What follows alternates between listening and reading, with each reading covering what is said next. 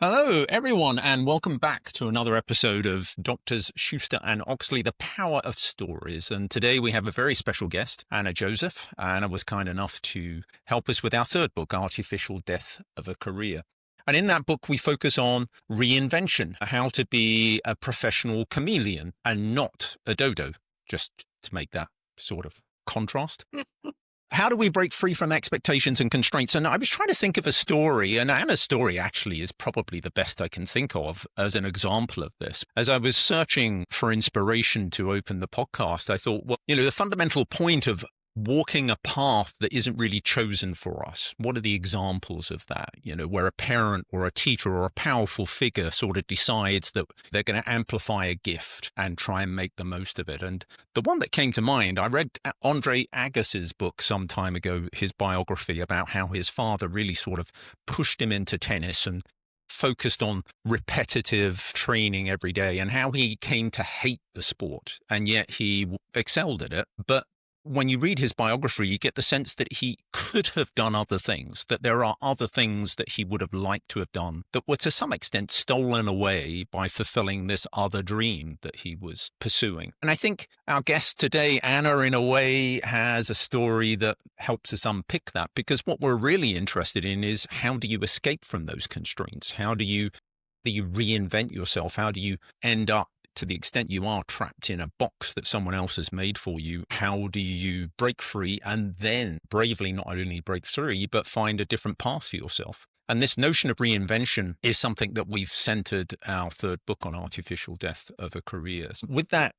Helmet, are you going to put Anna through the questions and answers to try and see if we can Yes, test her? I will love to. And this is a bit like in the FT and how to spend it. A few questions to get to know you a bit better.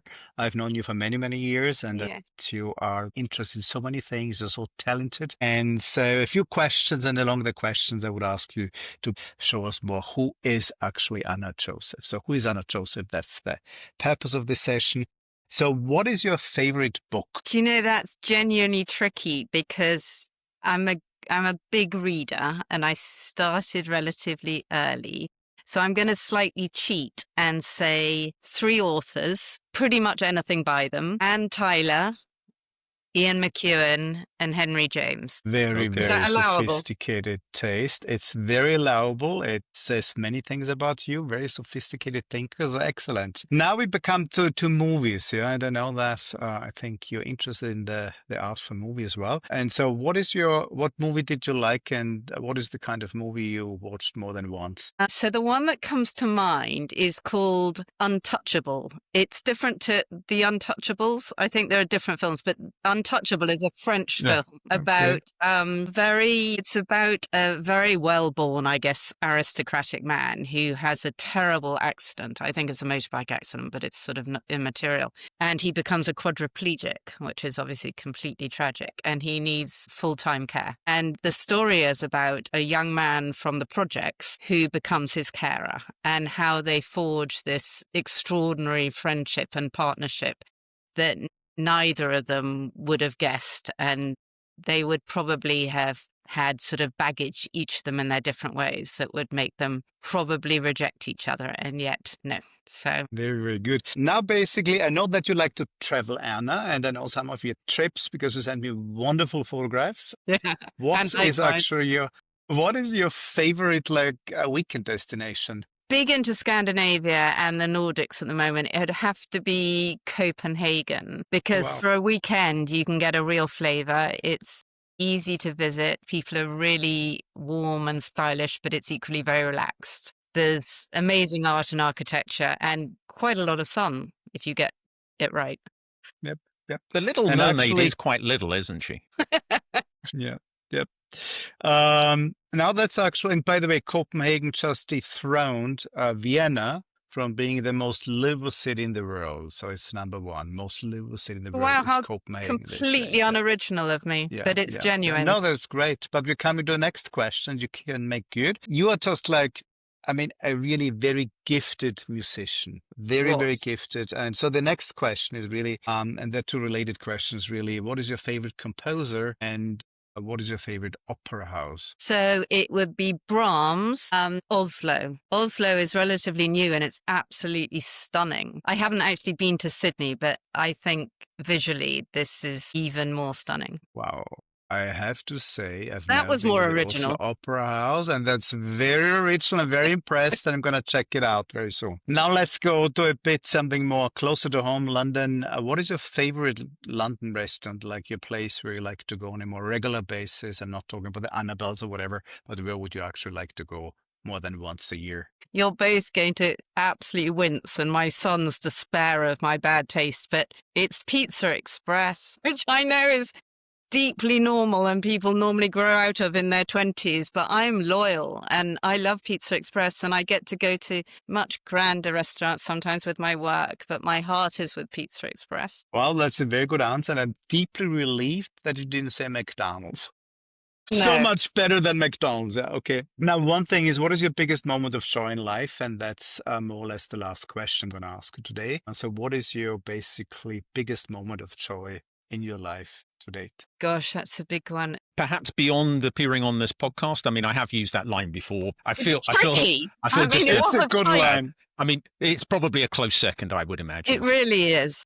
I mean, and you know, by the end of the podcast, it could It could leapfrog, have made David. it. I'll keep Yes, you it could. posted. But I think actually it's an event that took place earlier this year, funnily enough. So Helmut probably knows I'm a bit of a passionate mum, and the older of my two boys got married. But it's not just about him; it's also about my beloved younger son. It was a day of such joy and happiness, and obviously welcoming my daughter-in-law, but to see the close friendship and love that's developed between my two sons. And my younger son was a groomsman for my older.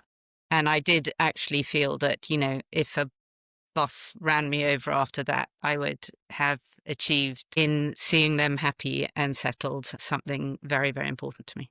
I managed not to weep, so be grateful. That So, was a beautiful story, though. well, it's a beautiful story, and I think we forgot to mention that Anna is a very talented leader, entrepreneur, musician, but I think most of all you're a wonderful mother. And I've seen you the way you talk about your kids and how caring you are, but not how you let them develop who they are. I think it's just like really amazing. But now to you, your story. You brought a story. So over to you, Anna. Okay, thank you both very much. So I think I just wanted to draw out two aspects of my childhood. And obviously, it's always annoying when older people talk about their childhood because you think they should have got over themselves by then. But two things, and we've all got unusual things about our childhood, all of us. So I, with my siblings, grew up with a father in public life, which we all hated and loathed. It was a loss of privacy and anonymity and something constantly to be sort of dealt with. And, you know, a quick segue, I can't even imagine if it was growing up in a family with somebody in public life these days because the difficulties are exponentially harder. So my sympathies go to all of them. But I think in retrospect, it provided me with a few insights which have helped certainly my more recent working life. So what are those insights? I think I've developed quite a good antennae for people who like to be close to power or status or titles or any of these socially contrived measures of people's supposed worth. And it's not something I particularly take to. Equally well, I don't think people who judge others because of their relationship to somebody of that ilk and judge them harshly as much as judging them positively is ideal, because I think we all should present to the world as individuals and preferably behave as we would want to be behaved unto. And so coming with a sort of the baggage of association, I don't think is ideal. And I suppose because I was very fortunate, I guess, to meet quite a lot of people who'd achieved a lot, I could also really spot those who had amazing credentials and achievements to their name, but were still humble people, still as curious and interested in everybody else, and were much less in transmit mode than in listening mode. It's no surprise in my working life that I found that those latter group of people, those who keep their curiosity and their openness and their lack of judgment, are, for me at least, the leaders who I particularly respect and who have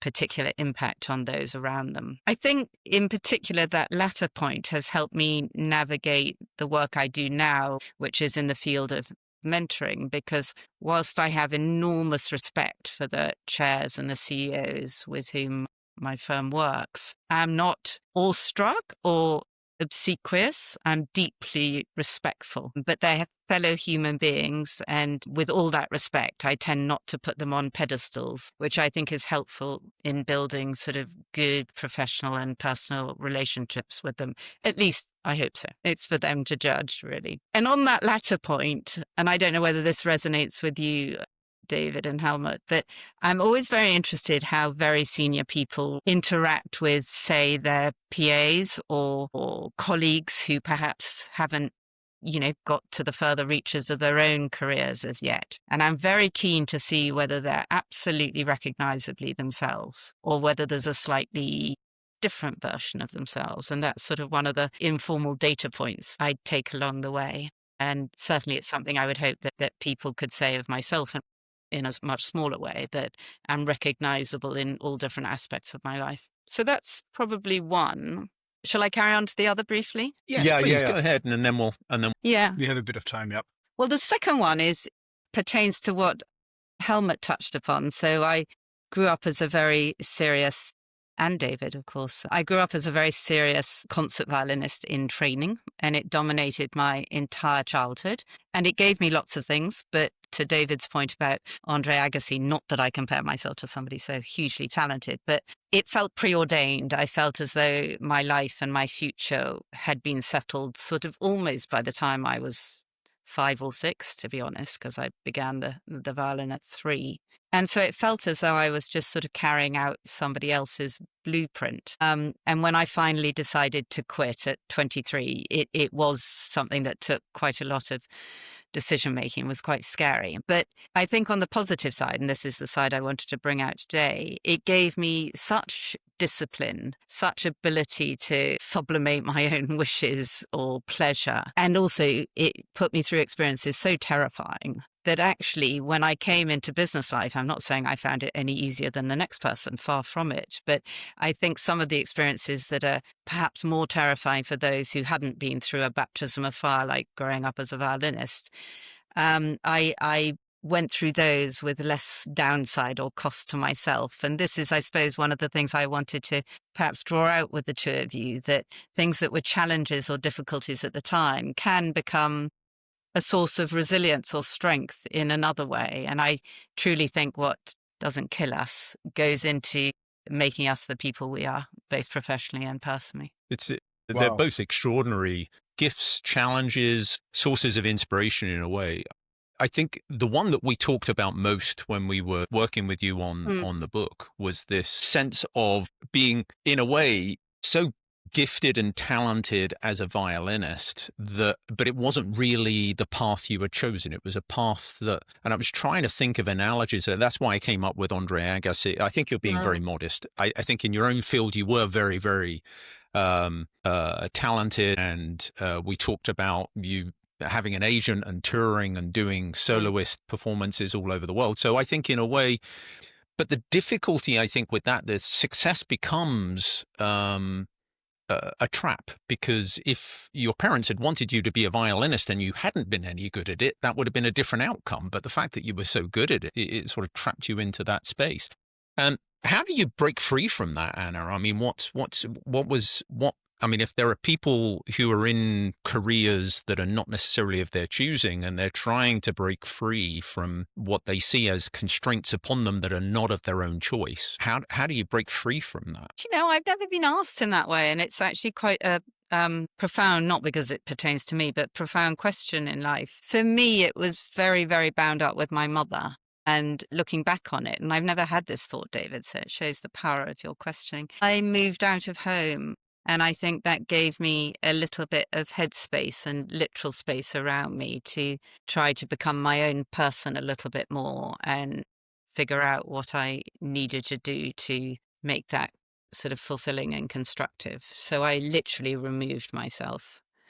Um, but I thought about it for a year. So I think giving yourself time as well, not, I think making snap judgments at that point would have been bad. And I urge anybody else facing large scale decisions like that, even if it feels very scary, to take the time to make sure that they give themselves that sort of self-respect, if that makes sense. Wow. Anna, the question is always intrigues me. I mean, you basically grew up in a very competitive context. Mhm. You became a musician, which is also a very, very competitive. It's not the kind and wonderful as people think. It's very, very competitive. And moved then into like one of the world's leading consultancies, which is very competitive.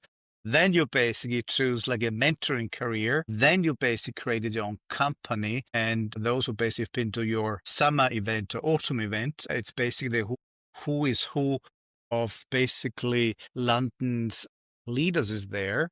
How did you maintain, and that's for me really a miracle, so humble, you're so kind, yeah, and so patient. I've never seen you unkind. I've never seen you impatient. It's a miracle to me. So could you talk a bit about that, how you manage So that? nice. I didn't bring any tissues. I didn't realize I was going to need them. Am I going to say what I'm thinking? I am. We grew up with a mum who she's now sadly dead, but she was very, very brilliant and very, very beautiful and very much into stimulation of intellect and so forth. And I think some of my siblings and I saw how brilliant she was, but also found that I think you give and get more riches from people when you're more aligned to them and don't put up barriers to them sharing. And certainly for my mentoring, I genuinely want to understand what we can do to help support and let our mentees prosper and feel good about themselves and lead their teams in inspiring ways. So kindness or understanding or empathy are absolutely part of that. These are lonely leaders at the top of their game who have to oftentimes appear invulnerable, and they have very few opportunities to be themselves and to express doubts or hesitation, which of course all of us have. Sorry, I'm not sure I really answered your question, but Brilliant. I think Please. perhaps if I can bridge from that a little bit, sometimes I feel like people are trying too hard when they're dealing with other people, trying to be the person that they believe will endear themselves to whoever they're talking to meet expectations. And in a way, I'm trying to bridge this notion of living on other people's terms, trying to mold yourself to what you think the best fit is. I think this is quite a natural phase that many of us go through, sometimes in childhood when we're trying to please our parents. More often than not, when we get into business early in our careers, we're trying to please the boss or what the expectations are of the organization. And I feel like a lot of people would resonate with this idea of, well, I'm desperately trying to be the person that they think that I think they want me to be, because or that that's I what will should get be. me success and recognition. And then in the way they sort of lose who they are. They become a bit confused by it. I think the thing that impresses me most based on this conversation today, but also my experience with Anna, is that Anna is Anna, right? There is no sense of having to perform for someone, which is maybe ironic given your performance years, but perhaps that's what gave you that. I'm interested in whether or not you feel that what those struggles were in your youth and to find yourself at the age of 23 allowed you to really embrace Anna Joseph, the individual, and not the protege violinist that your mother wanted you to be. I also think some people, thank heavens, need to be the stars on the platform, and we all need them in every walk of life, and huge respect to them. And some people take their satisfactions or pleasures more quietly. And I don't think I think you're very observant, David. I think it's no coincidence that I've gone from receiving lots of flowers on a big stage as a violinist to being the sort of hidden broker between people and getting huge satisfactions in quietly seeing the impact partnerships can have. And relatively, I do add some value, I think, and hope, but it's certainly not on a stage or in the public eye. And I think finding that out about each of us, for ourselves, what will satisfaction and fulfillment look like, is very important and sometimes takes some time. Certainly it did for me. We used to Okay. talk about, Helmut, the quietest voice in the room, or the person who didn't feel they needed to be imposing themselves upon the room, and how important it was to create teams that had space for that. So all too often in business, I feel like it's about the loudest voice or the biggest personality or the dominant idea, not necessarily the best idea. Mm. I think it's mixed up in this, having people that have the self-awareness and the self-confidence not to feel like they have to be someone else. And I think it's a life lesson, but in a way, perhaps, so to turn it into a question, Mm. does it come from having to have this moment in your life where you have to make the decision who you're going to be? Does it come from trauma and crisis, or is it something that you can just evolve into? I don't know whether different people would have different answers to that. For me, and Helmut alluded to this, I have had no embarrassment, even as a woman in times when women were far fewer and further apart in business, to stating my absolute commitment to family and to very close friends. And therefore, to me, my model of how I should behave is how I would behave in those most important relationships. And obviously, there's a huge difference in intimacy and type of relationship when you're working with colleagues.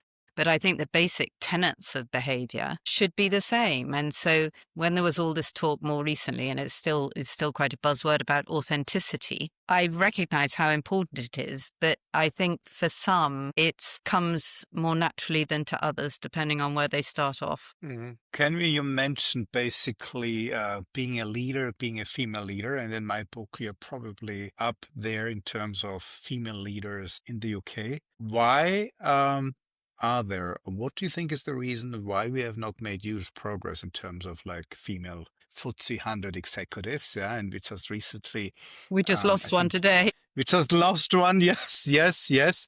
And Three she cheers to Emma based Walmsley. so after 9 years, I think it was a very brilliant, courageous decision. Yeah. A very right. I wrote her a message. I was like, Emma, I find it very, very inspirational that you didn't overstay your welcome. 9 years is, I It's a think, a real good skill. time. Yeah. And the other thing is, she has groomed her successor Yeah. over like many, many years. And I think it's a very, very strong successor. So Yeah. And I we have look to say forward to what she does compliments. Yeah. next.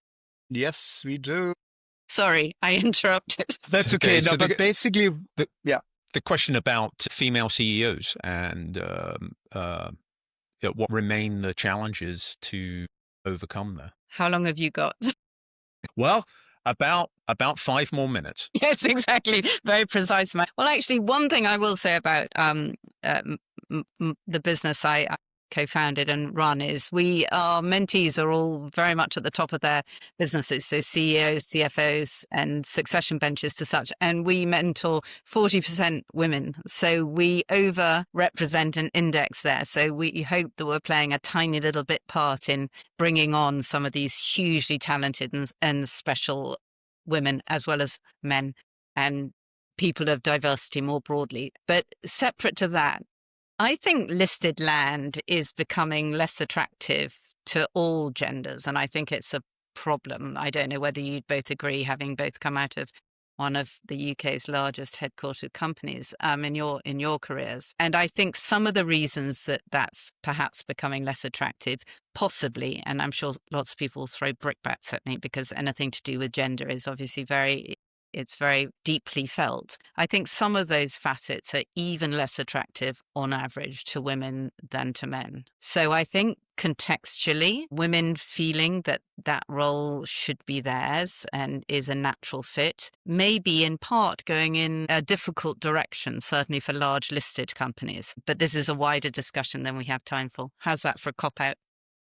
Very, I very, think very good. Yeah. to add to that, so is the suggestion, therefore, that my own experience with graduates and people in their early 20s is that there's more enthusiasm to start their own business, technology startups being the particular one, than there is to go into a traditional path that would lead them to a FTSE seat. So in a way, there's a talent diversion into things that would have perceived to have fewer barriers, perceived to have greater freedom to do I things on their couldn't own agree terms. Is more. that the, yeah, I couldn't yeah. agree more. And it'll be very interesting to see, if I'm still around to see it in 20 years' time, what type of people we're mentoring. Because and I think there are good sides and problematic sides to what you've just said, David, in Yeah. terms of, Sorry, yeah. Helmut. Yeah, no, a question. That's a very binary question. Yeah. If you had the choice now of any CEO role in the FTSE 100, would you basically take it or would you prefer continue doing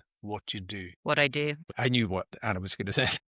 Yep. Me But too. also, I Me too. get to bring about help. I'm not the mentor, clearly, so all respect to our mentors. I get to bring about help for many of those CEOs, and that's a deep satisfaction. But I've never had that particular ambition.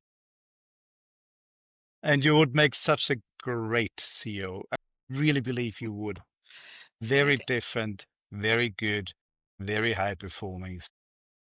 Well, that's very kind. So, Anna Joseph, thank you for joining us on this podcast. Helmut's going to be building up now to the final question he asks our guests. So while he gathers himself to ask that question, let me Goodness. let me just remind our podcast listeners of the Anna Joseph story. So Anna Joseph was a extraordinarily talented violinist. At the age of 23, chose to break away into a career that is in the corporate space and went to work for McKinsey. Worked for McKinsey for a few years with perhaps not the most McKinsey-esque background, but was extremely successful at McKinsey. From McKinsey went into the space of mentorship and actually in a way rediscovered or discovered, unearthed her true passion in life, which is bringing people together, helping them be successful, being the epitome of the executive coach, the confidant, the conciliary, the person who quietly behind the scenes facilitates much of the FTSE 100 success of leaders, at least,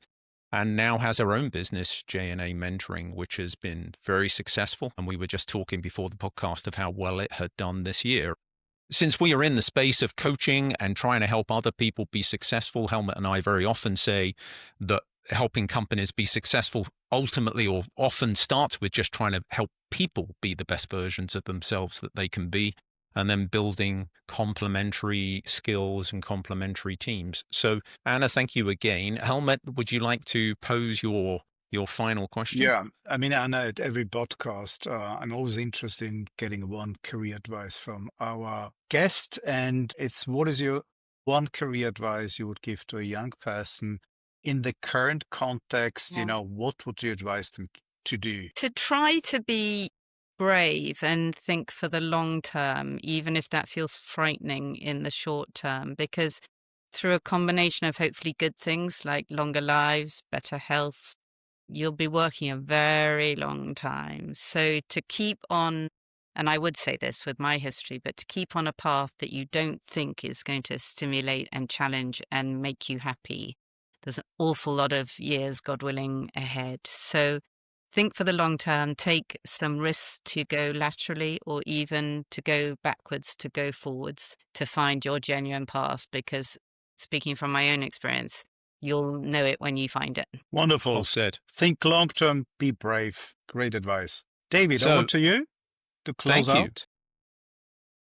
Anna featured in Artificial Death of a Career in all good booksellers on November the 4th for very good reason. This courage, this bravery to step away from a path that seemed preordained when you are spectacularly successful at it by most people's standards is incredibly inspiring. And then Anna's story about how she stepped off the precipice into a void of not necessarily knowing what was next, but was able to reinvent herself is exactly what we're trying to unpick and to try and share more generally. How do you take the courage, take the step, have the confidence that there will be some sort of landing spot for you if you choose to go and do something different. And I think Anna's words there were lovely, the idea, and very accurate that, we have long careers, long lives ahead of us. It seems silly nowadays to stay in a career that you don't feel fulfilling when there are other opportunities. And so very often the answer to these questions is found in some sort of inspiring interaction. I do think that Anna's business is the epitome of how some of those serendipitous type meetings come about, with the ability to hear from other people and how they have been able to navigate change. So let me close this podcast by saying, if you've enjoyed our conversation with Anna, I'm sure you'll enjoy other podcast episodes. There have been quite a few now. This podcast will be joining you in November. This is roughly at the same time as when our book is out. So I'm sure at this particular stage, we are also all over the radio and all over the TV talking about how successful it has been. If you've enjoyed the podcast, then you'll enjoy the books. So let me give you a link to all of those books. And then you'll find Doctors Shuster and Oxley, both on Instagram, LinkedIn, and our website. So let me close by saying thank you once again to Anna. Thank you to both Thank of you, you. Anna. And Herr Schuster, your departing words. Yes, Servus und auf Wiedersehen. And Anna, thank you so much. And we should have pizza very soon. Pizza Express for everyone. Yeah. Thank you. Okay.